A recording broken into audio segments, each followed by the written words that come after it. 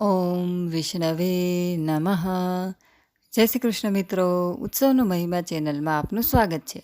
મિત્રો, શ્રાવણ માસમાં વદ પક્ષમાં આવતી એકાદશી અજા એકાદશીના નામે ઓળખાય છે. અજા એકાદશીનું આપણા હિન્દુ ધર્મમાં ઘણું મહત્ત્વ છે.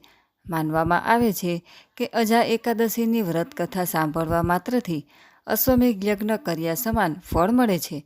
આ અજા એકાદશીનું વ્રત કરવાથી વ્યક્તિના તમામ પાપ નાશ પામે છે, વ્યક્તિ મોક્ષની પ્રાપ્તિ કરે છે, તેમજ અનેક પ્રકારના દુઃખમાંથી મુક્તિની સાથે સુખ સમૃદ્ધિની પ્રાપ્તિ કરે છે.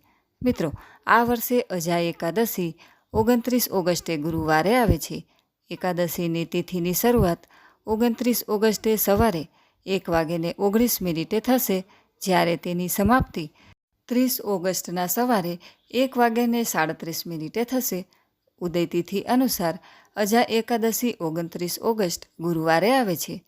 એકાદશીના પારણાનો સમય 30 ઓગસ્ટના સવારે 7:49થી 8:29 સુધીનો છે. અજા એકાદશી ગુરુવારે છે, તેથી તેનું મહત્ત્વ ઘણું વધી ગયું છે. આ ઉપરાંત આ દિવસે સિદ્ધિ યોગની સાથે સર્વાર્થ સિદ્ધિ યોગ પણ રચાઈ રહ્યો છે. આ સાથે આર્દ્રા નક્ષત્ર પણ રહેશે. મિત્રો, અજા એકાદશીનું વ્રત કરવાથી વ્યક્તિ જીવન અને મૃત્યુના ચક્રમાંથી મુક્ત થઈને ભગવાનના ચરણોમાં સ્થાન મેળવે છે. જ્યારે અજા એકાદશીના વ્રતની વ્રતકથા સાંભળવા માત્રથી અશ્વમેઘ યજ્ઞ કરવા જેટલું ફળ મળે છે. અજા એકાદશીની વ્રતકથા આ મુજબ છે. કુંતીપુત્ર યુધિષ્ઠિર બોલ્યા, હે જનાર્દન, હવે તમે મને શ્રાવણ માસની કૃષ્ણ પક્ષની એકાદશી વિશે બતાવો. આ એકાદશીનું નામ શું છે તથા તેની વિધિ શું છે તે વિસ્તારથી કહો. શ્રી કૃષ્ણ બોલ્યા, હે રાજન, શ્રાવણ માસની કૃષ્ણ પક્ષની એકાદશી અજા એકાદશીના નામે ઓળખાય છે. આ વ્રત કરવાથી સમસ્ત પાપ નાશ પામે છે. આ એકાદશીની કથા આ પ્રમાણે છે. પ્રાચીન સમયમાં હરિશ્ચંદ્ર નામના ચક્રવર્તી રાજાએ રાજ કર્યું. તેણે કેટલાક કર્મોના પ્રભાવ હેઠળ તેના તમામ રાજ્ય અને સંપત્તિનો ત્યાગ કર્યો, તેમજ તેની પત્ની, પુત્ર અને પોતાને વેચી દીધા.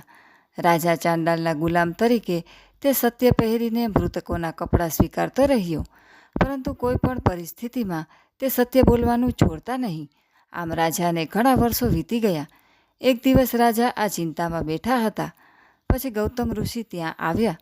રાજાએ તેમને જોયા, પછી નમ્યા અને તેમને બધી દુઃખદ કથા સંભળાવી. રાજા હરિશ્ચંદ્રને સાંભળ્યા પછી ગૌતમ ઋષિએ કહેવાનું શરૂ કર્યું કે રાજન, તમારા નસીબથી આજથી 7 દિવસ પછી શ્રાવણ કૃષ્ણ પક્ષની અજા નામની એકાદશી આવશે. તમે તે ઉપવાસ સંપૂર્ણ નિષ્ઠા અને પદ્ધતિથી રાખો. ઉપવાસની સદૃણી અસરથી તમારા બધા પાપો નાશ પામશે.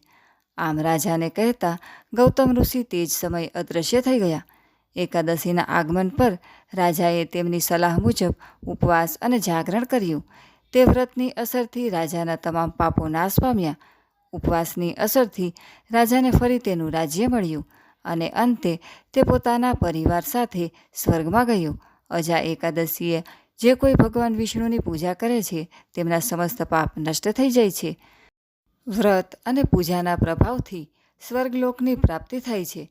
આ વ્રતમાં એકાદશીની કથા સાંભળવા કે વાંચવા માત્રથી જ અશ્વમેઘ યજ્ઞનું ફળ મળી શકે છે.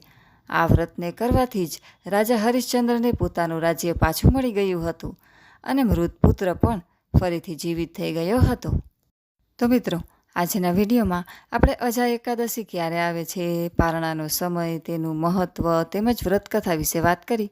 વિડીયો પસંદ આવે તો લાઇક, શેર કરી કોમેન્ટમાં જય શ્રી વિષ્ણુ જરૂરથી લખજો. અને અમારી આ યુટ્યુબ ચેનલ જો તમે પહેલીવાર જોઈ રહ્યા હોય તો સબસ્ક્રાઈબ જરૂરથી કરજો. સર્વે ભક્તોને મારા જય શ્રી કૃષ્ણ.